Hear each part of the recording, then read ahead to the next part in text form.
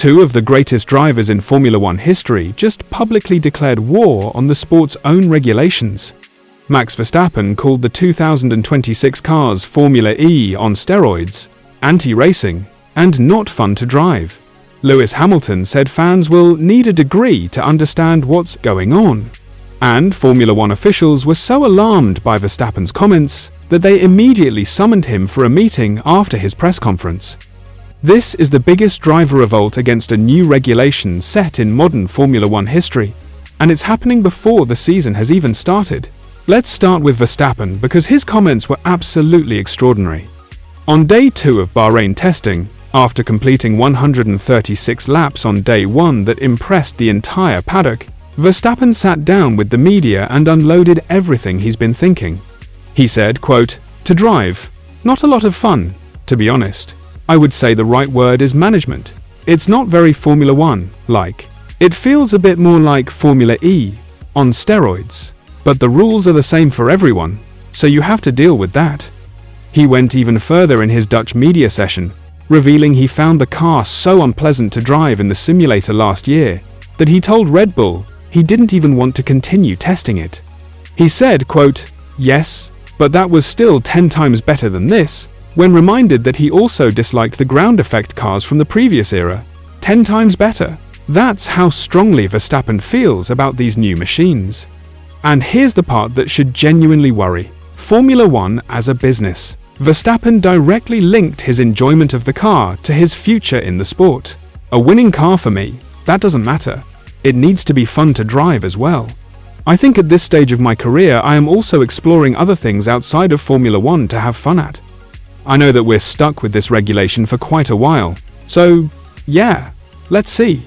When a reporter asked him about the Nürburgring 24 hours, he joked, quote, "I mean, looking at it now, at least you can drive flat out there, without looking after my battery." Verstappen explained exactly why these cars frustrate him so much as a driver. "As a pure driver, I enjoy driving flat out, and at the moment, you cannot drive like that. There's a lot going on. A lot of what you do as a driver, in terms of inputs, has a massive effect on the energy side of things. For me, that's just not Formula One. Maybe it's better to drive Formula E, right? Because that's all about energy efficiency and management. That's what they stand for." He was blunter in the Dutch session, saying, quote, "To begin with, you are very inefficient on the straights in terms of energy. On this track, it's not too bad, but we're also going to circuits where it will be a real drama. And then there's the entire feeling in the car, in terms of grip, and how you have to drive it. It's just not fun." He summed up his feelings with a devastating quote, "I don't know what else to say about it. You know, it's not the original Formula One feeling anymore." F1 press officers immediately contacted Red Bull after Verstappen's comments were made public, seeking a meeting with the driver. Despite F1 officials reportedly asking drivers to wait a few races before releasing their true verdict on the new regulations, Verstappen had clearly seen enough. Now here's where it gets really interesting. Lewis Hamilton, who normally couldn't be more different from Verstappen in personality, came out with almost identical concerns from inside the Ferrari garage. Hamilton said, quote, "None of the fans will understand it, I think. It's so complex. It's ridiculously complex. I had 7 meetings one day, and they take us through it. I don't know. It's like we need a degree to fully understand it all." Hamilton was particularly alarmed about the lift and coast demands of the new power unit. He told journalists, including the BBC, quote, "At Barcelona, for example, you're doing 600 meters lift and coast on a qualifying lap. That's not what racing is about." Think about that. 600 meters of not driving flat out on a qualifying lap.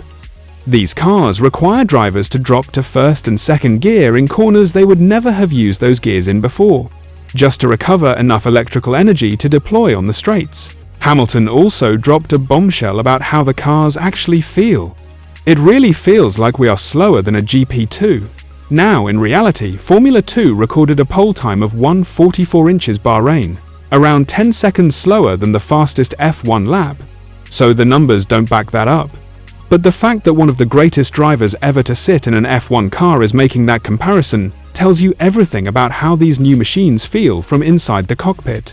Hamilton also raised serious questions about whether the fastest car will even win races under these new regulations. He said, quote, "I have no clue, mate. I have no idea. Really. I can't even answer that question. Energy management is going to be key. Which team is most on top of deployment and all that, and which drivers are on top of that. Managing the controls, the feedback the driver is getting, those things are going to be crucial. We'll find out more as we get into the race scenarios." Williams team principal James Vowles gave perhaps the clearest explanation of why energy management is such a massive issue under these new rules. Think about it this way.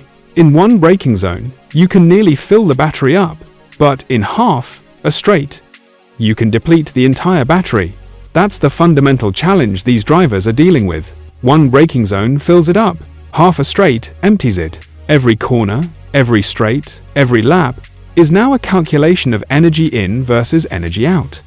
Fernando Alonso and the older generation of drivers have also been critical, though more diplomatic about it. The broader consensus in the paddock is that the older, more experienced drivers who know what a pure Formula One car should feel like are the most alarmed, while younger drivers who have grown up with hybrid management are more accepting.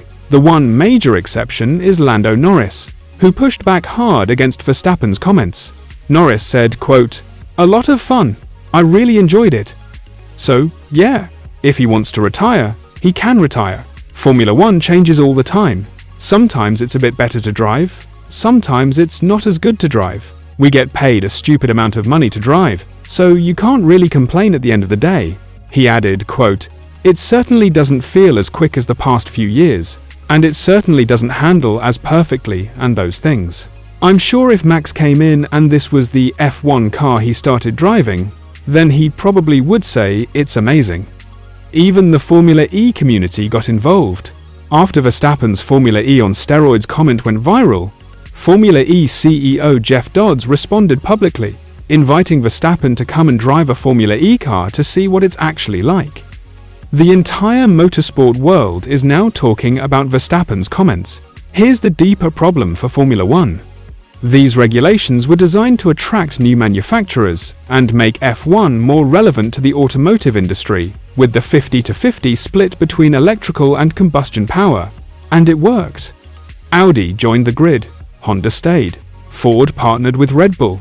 The business case was a success, but the sporting case is now under serious question from the sport's two biggest stars. The regulations are locked in for the foreseeable future. The FIA is not going to scrap them. So Formula One now has to grit its teeth and hope that as teams develop these cars, the energy management issues become less pronounced and the racing improves. But for now, Verstappen is threatening to walk away if it doesn't get more fun. Hamilton is warning fans they'll need a degree to follow what's happening, and the Australian Grand Prix on March 8th is shaping up to be one of the most fascinating and unpredictable race weekends in recent memory. What do you think? Are Verstappen and Hamilton right to be this critical? Or is Norris correct that they're just complaining about change? And should Formula One be worried about losing Verstappen over this? Drop your thoughts in the comments. And if you enjoyed this breakdown, smash that like button and subscribe for more F1 news. I'll catch you in the next one.